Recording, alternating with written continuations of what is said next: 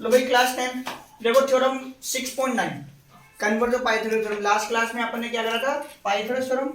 आज कर लेते हैं कन्वर्ज ऑफ पाइथागोरस थ्योरम। देखो स्टेटमेंट आपके पास लिखा हुआ है थ्योरम 6.9 का, वो ये लिखा हुआ है, बता देता हूं आपको। स्क्वायर ऑफ वन साइड जो आपको गिवन, उसमें क्या गिवन है, square of one side is equal to the square of the other, sum of square of the other two side. क्या लिखा हुआ है आपको, ऐसे गिवन है, in a triangle square of one side is equal to the sum of the square of other side. Then we need to prove that angle opposite to first side is right angle. इसका देखो हिंदी में मतलब ये है, एक triangle में, right angle triangle नहीं बोला उसने, क्या बोला, एक ट्राइंगल में पहली साइड का जो स्क्वायर है, क्या है, पहली साइड का जो स्क्वायर है वो बची हुई दोनों साइड के स्क्वायर के सम के बराबर है। और हमको क्या प्रूफ करना है, पहली साइड के सामने वाला एंगल कितने डिग्री का है, 90 डिग्री का है। तो देखो गिवन में ये है, ये उल्टा है। आपको गिवन क्या है बता रहा हूं आपको गिवन है एक, मतलब इस, ये पहली साइड है, ये बची हुई दो साइड, दूसरी और तीसरी। तो पहली साइड का स्क्वायर मतलब AC स्क्वायर किसके बराबर है, BC square plus AC square. और आपको क्या प्रूफ करना है, एंगल भी 90 डिग्री, पहली साइड के सामने वाला एंगल कितना लाना है, 90 डिग्री लाना है। यहाँ कंस्ट्रक्शन हम क्या करेंगे, एक राइट एंगल ट्राइंगल बनाएंगे। क्या बनाएंगे, एक राइट एंगल ट्राइंगल ही बनाएंगे। उस राइट एंगल ट्राइंगल को ऐसे बनाएंगे कि उसके अंदर एंगल की तो 90 डिग्री का है, लेकिन बनाते समय QR को किसके बराबर लेना है, BC। QR को किसके बराबर लेना है, BC। और PQ को किसके बराबर लेना है, AB। भाई QR को तो लेना है BC के बराबर और PQ को किसके बराबर लेना है, AB के। ये आपका कंस्ट्रक्शन हो गया। अब आप देखो प्रूफ, क्या देखो उसका प्रूफ। अब प्रूफ में ध्यान दे देना, ये आपको दे रखा है ना, तो ये 100% काम में आने वाला है। तो इसको एज इट इज लिख लो आप। क्या लिख लो साहब, AB square plus BC square बराबर AC स्क्वायर, इक्वेशन नंबर 1 ये गिवन है आपको। क्लियर, ये आपको क्या है, गिवन है। डन, बात समझ में आ गई। अब दूसरी बात करते हैं अपन इस वाले ट्राइंगल की। और इस वाले ट्राइंगल में PQR एक राइट एंगल ट्राइंगल है, ये एक मतलब अदर ट्राइंगल बनाया है, मैंने राइट एंगल ट्राइंगल बनाया है। तो PQR क्या है, एक राइट एंगल ट्राइंगल है। तो इन ट्राइंगल PQR, और जब कभी भी आपके पास राइट एंगल ट्राइंगल आए ना, तो इसका मतलब है आप क्या यूज में लोगे, हाइपोटेन्यूज का स्क्वायर बची हुई दोनों साइड की स्क्वायर के सम के बराबर होगा। और हाइपोटेन्यूज कौन है, PR। कौन है, PR। इसका स्क्वायर इन दोनों स्क्वायर के सम के बराबर होगा। तो PQ स्क्वायर, मैं यहाँ पर क्या लिख दूं, PQ स्क्वायर प्लस QR का स्क्वायर और बराबर है PR स्क्वायर। क्या हो जाएगा, PR स्क्वायर। इक्वेशन नंबर 2 यहाँ लिख देंगे by Pythagoras theorem, by Pythagoras theorem. ठीक है, बात समझ में आ गई। डन, इसको इक्वेशन 2 नाम मत दो। अब नेक्स्ट देखो, सुनो ध्यान से, ये PQ कहां पर है, PQ ये मैंने कंस्ट्रक्शन करते समय किसके बराबर माना था, इसको AB के। तो आप इस PQ की जगह क्या कर देना, AB। क्या कर देना, AB। देन आप बात करो किस पर, QR पे। इस QR को कंस्ट्रक्शन करके समय किसके बराबर माना है, BC। तो QR की जगह आप यहाँ पे लिख दो BC का स्क्वायर। क्या लिख दो, BC का स्क्वायर। और बराबर में क्या जाएगा आपके पास, PR स्क्वायर। क्या जाएगा, PR स्क्वायर। कितना जाएगा, PR स्क्वायर। यहाँ रीजन लिख दो, आपने क्या किया है, PQ को किससे रिप्लेस करा है, AB से, क्योंकि आपने कंस्ट्रक्शन करते समय AB बराबर PQ लिया है। क्या लिया है, AB बराबर PQ। एंड आपने कंस्ट्रक्शन QR की जगह BC लिखा है, तो आपने कंस्ट्रक्शन में BC बराबर क्या लिया था, QR। क्या लिया था, QR। क्लियर, बात समझ में आ गई। ये इक्वेशन 1 है, ये इक्वेशन नंबर 2। इक्वेशन नंबर 1 बोलती है ये लेफ्ट हैंड साइड रहा, इक्वेशन नंबर 2 कहती है ये लेफ्ट हैंड साइड रहा, और दोनों ही इक्वल है। जब एक साइड इक्वल है तो हम क्या करते हैं, कंपेयर। तो बाय कंपेयरिंग इक्वेशन 1 एंड 2, तो बाय कंपेयरिंग 1 एंड 2, जैसे कंपेयर करोगे तो ये तो इससे हट जाएंगे और ये दोनों बराबर जाएंगे। कौन कौन बराबर जाएगा, किसके बराबर जाएगा, PR स्क्वायर के। स्क्वायर हटा दो भाई, आपको स्क्वायर हटाने ना, तो यहाँ से स्क्वायर रूट ले लो। तो by taking what, square root both the side. आप क्या ले लो, यहाँ से स्क्वायर रूट ले लो बोथ द साइड। और जैसे स्क्वायर रूट लोगे तो पावर हटा दो, आप AC बराबर क्या रह जाएगा, PR। क्या रह जाएगा, AC बराबर PR। अब ध्यान से सुनना, AC, ये AC किसके बराबर है, PR के। AB किसके बराबर है, PQ के। AB किसके बराबर है, PQ के, बाय कंस्ट्रक्शन। BC किसके बराबर है, QR के, ये भी बाय कंस्ट्रक्शन। ये दोनों क्या है, बाय कंस्ट्रक्शन। क्लियर, देखो ये इसके बराबर, ये इसके बराबर और ये इसके बराबर, तो प्रॉपर्टी कौन सी लगी, ट्रिपल S। तो bye triple S congruency rule. दोनों ट्रायंगल कौन कौन सा, ए बी सी, कौन सा ट्रायंगल, ए बी सी, किसके कॉन्ग्रुएंट हो गया, पी क्यू आर, किसके कॉन्ग्रुएंट हो गया, पी क्यू आर। सिमिलरिटी में रेशियो चलते हैं, यहाँ पे सिमिलरिटी नहीं हुई, यहाँ पर क्या हुआ है, इक्वल आए, और इक्वल आने का मतलब है आपने कॉन्ग्रुएंट कराया, तो ट्रिपल एस से कॉन्ग्रुएंट हो गए। और जब दो ट्रायंगल कॉन्ग्रुएंट हो जाते हैं ना, तो उनके कोरस्पॉन्डिंग पार्ट्स आपस में क्या हो जाते हैं, इक्वल। और हमको प्रूफ करना है एंगल बी को 90 डिग्री के बराबर। जब ये दोनों ट्रायंगल कॉन्ग्रुएंट हो गए तो ये एक दूसरे को क्या करेंगे, ओवरलैप, क्या करेंगे, ओवरलैप। इसका मतलब है बाइसेप्टिसिटी एंगल बी को किसके बराबर बोल दूंगा, क्यू के। एंगल बी बराबर एंगल क्यू, और ये कितना हो जाएगा, ईच 90 डिग्री, और बाइसेप्टिसिटी हैंस प्रूफ। अब आप मेरी बात को ध्यान से सुनना, एक आपको बीपीटी रेडी करनी है, ठीक है, एक आपको एरिया थ्योरम रेडी करनी है, एक आपको पाइथागोरस थ्योरम रेडी करनी है, और हो सके तो आप कन्वर्जो पाइथागोरस थ्योरम भी रेडी कर लेना। ये 4 थ्योरम रेडी कर लेना। प्रायोरिटी पर नंबर में इसी को दूंगा 1 नंबर प्रायोरिटी पर, इसके ही ज्यादा चांसेस है बोर्ड में आने के, है ना, आई बात समझ में, इसके ही ज्यादा चांसेस है। और लास्ट ईयर का पेपर देखेंगे, लेकिन लास्ट ईयर का पेपर देखने का फायदा नहीं है, लास्ट ईयर चैप्टर ही सिलेबस में नहीं था। तो अगर लास्ट ईयर मान लो ये कोई थ्योरम आई होती तो इसके नहीं आने के चांस थे फिर इस बार, तो लास्ट ईयर चैप्टर हुआ नहीं था, तो इसका मतलब ये थ्योरम आई नहीं है, चैप्टर ही नहीं होता, थ्योरम आने का काम ही नहीं होता है। तो इसका मतलब है कि हो सकता है कि इस थ्योरम के आने के ज्यादा चांसेस, किसके, पाई थ्योरम के। तो आपको 4 थ्योरम तो आपको बिल्कुल तैयार करनी है, अच्छे से प्रैक्टिस करनी है, ठीक है। देखो फटाफट से,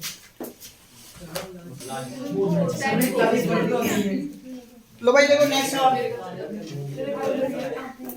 6.5 निकाल लो भाई, 6.4 6.5 6.4 तो हो गई ना, कल पूरी हो गई बेटा। 6.5 पर आओ।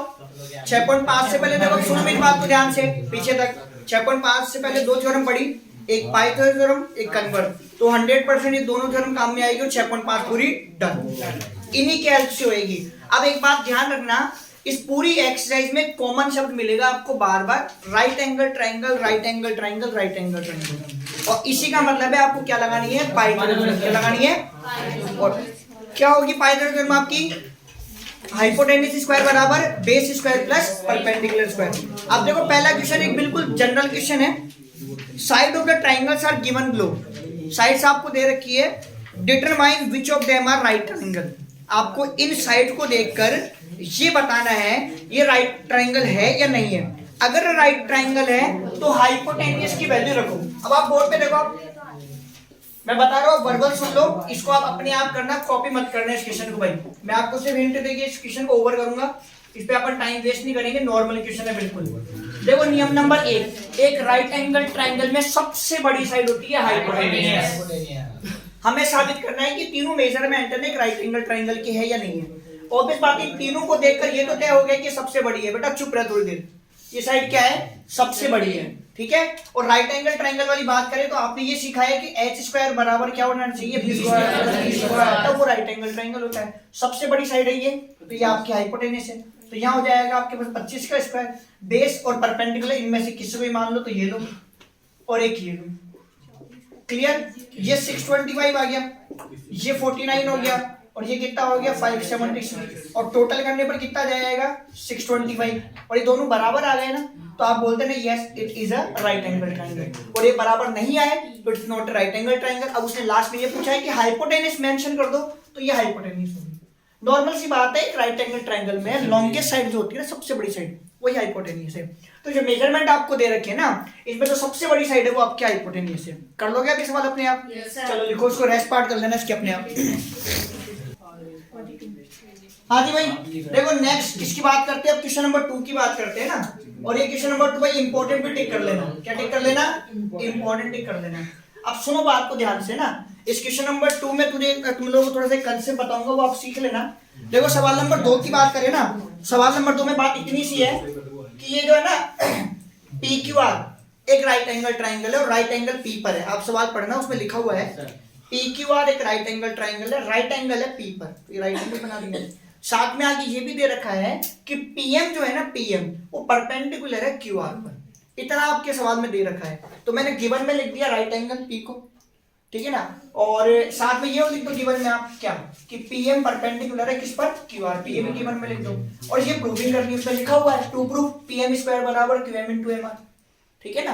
अब आप मेरी बात को ध्यान से समझना, हमने कल वाली क्लास में थ्योरम 6.8 करी थी, उस थ्योरम 6.8 के जस्ट ऊपर थ्योरम 6.7 है, लेकिन वो हमारे वैसे बोर्ड के एग्जाम के हिसाब से इंपॉर्टेंट नहीं है, लेकिन उसका यूज हमारे लिए इंपॉर्टेंट है, इसलिए मैंने उस समय वहां डिस्कस नहीं करी थी। अब डिस्कस कर रहा हूँ तुम्हें, क्योंकि सवाल को आप तभी कर पाओगे जब आपको थ्योरम 6.7 आप लोगों के हाथ में आएगी कि उसका मतलब क्या है। तो सुनना, आप रीड कर लेना थ्योरम को, उस थ्योरम का मतलब क्या है वो मैं समझा रहा हूँ। उस थ्योरम का मतलब ये है कि अगर आपके पास एक राइट एंगल ट्राइंगल हो, सुनना आप थ्योरम 6.7 आपको क्या समझाना चाहती है, आप आराम से बुक से पढ़ लेना।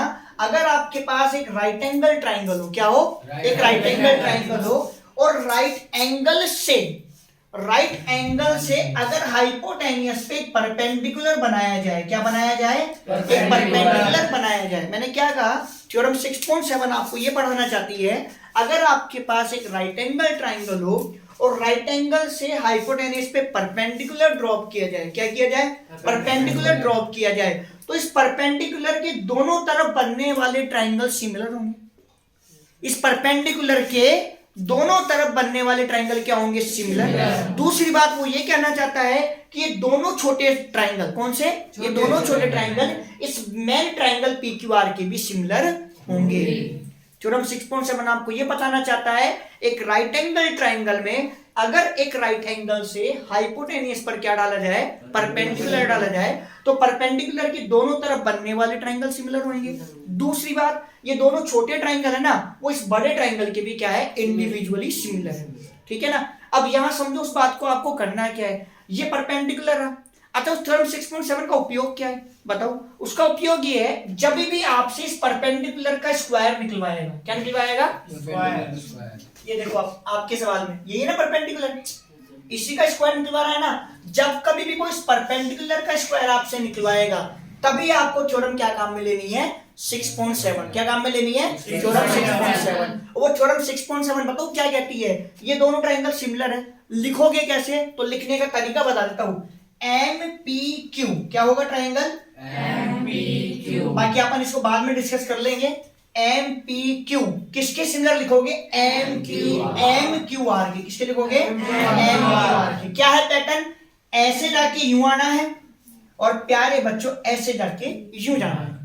आप जब कभी भी डायग्राम आए तो इसी हाथ का बनाना, आप मतलब इधर परपेंडिकुलर इधर रखना, अगर उधर बना हुआ हो ना तो आप डायग्राम इधर घुमा लेना, और फिर आप ऐसे, आपको याद रहेगा परमानेंट, एक ही तरीके से याद कर लो आप इस बात को। बाकी आपको ये सिमिलर कैसे होते बाद में अपन आराम से डिस्कस कर लेंगे। ये MPQ कैसे जाओगे आप, MPQ किसके सिमिलर लिखोगे, MQR। अब इधर आ जाओ अपने सवाल पर, कब होगा थ्योरम 6.7 का उपयोग, जब आपको इस परपेंडिकुलर का क्या निकालना होगा, स्क्वायर। इधर आ जाओ अपने सवाल पर। अब इस पे बात करें हम, तो कंस्ट्रक्शन में तो क्या है, PM परपेंडिकुलर कर देता हूं, ये तो क्या है, किस पर है, QR पे, वैसे तो गिवन ही है ये, डन। अब आप यहां आ जाओ, तो यहां मैं लिखता हूं PM परपेंडिकुलर टू QR, ये हमें है गिवन। तो मैंने यहां लिखा बाय थ्योरम 6.7। क्या लिखूंगा, आप स्टेटमेंट लिख लेना शॉर्ट फॉर्म में अपनी लैंग्वेज बना के। कौन कौन से ट्राइंगल सिमिलर होंगे दोनों, क्या नाम लिखूंगा, उसके हिसाब से लिखूंगा। MRP क्या आएगा, MRP किसके सिमिलर होगा, MPQ के। तो दिस अपॉन दिस, मतलब MR किसके अपॉन होगा, MP के, और RP किसके होगा, PQ के, और MP किसके होगा, MP होगा MQ के। अब हमें देखना PM स्क्वायर किससे बनेगा, इससे तो बनेगा ही नहीं, इनसे बनेगा, तो बीच वाला रेशो काम का ही नहीं है हमारा, ये काम का नहीं है, तो उसको छोड़ दो आप। क्या ले लो, MR अपॉन MP बराबर MP अपॉन MQ। अब आप कर लो क्रॉस मल्टीप्लाई, इसको इससे मल्टीप्लाई करेंगे तो क्या हो जाएगा, PM स्क्वायर, और इसको इससे मल्टीप्लाई करेंगे तो क्या हो जाएगा, QM इंटू MR। क्या हो जाएगा, ये तो लाना था आपको, ये है। तो बहुत इंपॉर्टेंट क्वेश्चन है, और लॉजिक मैंने बता दिया है कैसे 6.7 का उपयोग होगा इसके अंदर। क्वेश्चन ये आज देखो बच्चों, क्वेश्चन नंबर 3 और थर्ड क्वेश्चन और थ्योरम 6.8 में कोई अंतर नहीं है, मामूली सी बात है। आपने जब डायग्राम बनाया था ना 6.8 का, तो आपने ट्राइंगल में नाम लिख रखा था ABC। इस सवाल में ट्राइंगल का नाम ABD है, क्या नाम है, ABD, और एंगल A पर 90 डिग्री है। क्या है, एंगल A पर 90 डिग्री। हमने थ्योरम 6.8 में भी ऐसे परपेंडिकुलर बनाया था ना। फिर हमने एक छोटे ट्राइंगल को बड़े के सिमिलर करा था, फिर दूसरे छोटे को बड़े के सिमिलर करा था। तो देखो पहली बात आपको पहला पार्ट ये लाना है। फर्स्ट पार्ट आपको क्या प्रूफ करना है, ए बी स्क्वायर किसके बराबर हो, B C into D D. देखो ये रहा ए बी स्क्वायर, ये रहा ए बी आपका किस वाले ट्राइंगल में आएगा, ए सी बी में, और एक बार ए बी किस में आएगा, डी ए बी में। करा था ना मिनिएचर बना के मैंने। तो इन दोनों किस किस को, इस छोटे वाले को और बड़े वाले को सिमिलर कर लेना, और ये लिया ना पार्ट 1। डन, समझ गए ना। थ्योरम 6.8 ऐसी करी थी अपन ने। फिर आपको अगला पार्ट क्या लाना है, A D square. Second part की बात बाद में करेंगे, पहले थर्ड पार्ट की बात करेंगे। थर्ड पार्ट आपको लाना है ए डी स्क्वायर बराबर ये। अब ए डी कौन कौन से ट्राइंगल में आएगी, एक तो इसमें, इस छोटे में और एक बड़े में। छोटे बड़े के मिनिएचर बनाना, सिमिलर करना, वही डबल ए से ये आ गया।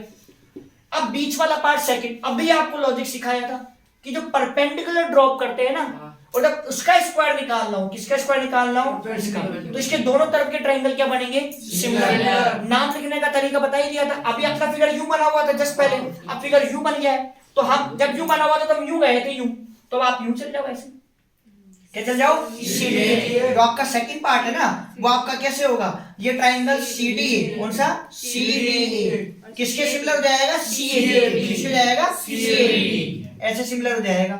और रीजन क्या लिखोगे, बाय थ्योरम 6.7। फिर वही दिस अपॉन दिस, मतलब सीडी अपॉन सीए किसके बराबर होगा, डीए अपॉन एबी के, डीए अपॉन एबी के। और फिर ये किसके बराबर होगा, सीए अपॉन सीबी के, सीए अपॉन सीबी के। तो बीच वाला पार्ट तुम्हारा काम का ही नहीं, ठीक है, हमें तो एसी स्क्वायर चाहिए। तो आप क्या ले लेना, CD upon CA, CD upon CA किसके बराबर, सीए अपॉन सीबी के। क्रॉस मल्टीप्लाई करो, सीए लिखो चाहे एसी लिखो, बात एक ही है। तो एसी स्क्वायर बराबर कितना जाएगा, BC into CD, CB into CD लिखो चाहे बीसी इंटू सीडी लिखो, बात एक ही है। ये सेकंड पार्ट हो गया। बाकी फर्स्ट पार्ट और थर्ड पार्ट आपको पता ही है ना कैसे करना है। छोटा ट्राइंगल, बड़ा ट्राइंगल, सिमिलर डबल ए से, छोटा ट्राइंगल, बड़ा ट्राइंगल, सिमिलर डबल ए से। तो थ्योरम 6.8 से कर लेना है। देखो नेक्स्ट क्वेश्चन नंबर 4 पढ़ो भाई। सवाल नंबर 4 बुक से पढ़ो। उसमें क्या मेंशन है, आपके पास एबीसी आइसोसेलेस ट्राइंगल है। ट्राइंगल जो एबीसी है ना, वो एक आइसोसेलेस ट्राइंगल है जिसमें एंगल सी 90 डिग्री का। आप मुझे सुन लो बस, ठीक है, ध्यान से सुनो। सवाल नंबर 4 में क्या मेंशन है, पीछे मैडम, ये मेंशन है कि आपके पास जो नेक्स्ट ट्राइंगल है ना एबीसी है, वो राइट एंगल सी पर है, लेकिन वो कैसा ट्राइंगल है, आइसोसेलेस ट्राइंगल है। उसका मतलब हो गया जिसकी दो साइड क्या होगी, बराबर। और हमारी प्रूविंग क्या है कि ए बी स्क्वायर बराबर के लिए आओ double of A C square. अब आप बोर्ड पे देखो जरा ध्यान से, आपका ट्राइंगल ये है, राइट एंगल है सी पर, तो मैंने इसको लिख दिया सी, ये 90 डिग्री है, क्लियर। ये आपका ए हो गया, ये सी हो गया और बी हो गया। और ये आइसोसेलेस ट्राइंगल, इसका मतलब इसकी दो साइड बराबर होगी। हाइपोटेन्यूज नहीं होगी किसकी बराबर, ये दोनों बराबर होगी, क्योंकि राइट एंगल ट्राइंगल में हाइपोटेन्यूज तो सबसे बड़ी साइड होती है। क्या होती है, सबसे बड़ी साइड। तो आप गिवन में एंगल सी बराबर 90 डिग्री, इसके अलावा आप ये भी लिख सकते हो AC बराबर BC। क्या लिख सकते हो, AC बराबर BC। और 100% है, ये दोनों चीजें आपके काम में आनी। और 90 डिग्री की बात है तो पाइथागोरस भी काम में आएगी, ये भी काम में आना है। और 90 डिग्री की बात है, राइट एंगल ट्राइंगल की बात है, तो पाइथागोरस भी क्या आएगी, काम में। तो in triangle ACB, what, in triangle ACB, इस ACB ट्राइंगल में पहली बात तो ये कि AC बराबर BC दे रखा है आपको, AC बराबर BC। इक्वेशन नंबर 1 ये आपको गिवन है क्योंकि वो आइसोसेलेस ट्राइंगल था। फिर दूसरी बात, साफ साफ पता है कि हाइपोटेन्यूज का square base square plus perpendicular है बाय यूजिंग पाइथागोरस थ्योरम। तो आप लिखोगे AB स्क्वायर की वैल्यू क्या लिखोगे, आप लिखोगे AB स्क्वायर बराबर AC square plus BC square. क्या लिखोगे, AC square plus BC square by Pythagoras theorem, by Pythagoras theorem. Clear, बात समझ में आ गई। अब इक्वेशन नंबर 1 बोलती है कि आप AC और BC को आपस में रिप्लेस कर सकते हो। तो हम देखेंगे हमारे को प्रूविंग क्या करनी है। हमारी प्रूविंग में चाहिए हमें डबल ऑफ AC स्क्वायर। क्या चाहिए, मतलब BC नहीं चाहिए। तो इससे साफ साफ क्लियर समझ में आता है कि BC की जगह क्या रख दो, AC। तो ये AB square as it is, ये AC square as it is. लेकिन प्यारे बच्चों इस BC की जगह क्या रख दो, AC। ये AC स्क्वायर, ये आपने चेंज कहां से करा, फ्रॉम इक्वेशन 1। कहां से करा, फ्रॉम इक्वेशन 1। एक और एक कितना हो गया, 2। तो आपके पास आ जाएगा यहां से AB स्क्वायर बराबर डबल ऑफ AC स्क्वायर लाना है। और ये लो है प्रूफ, लो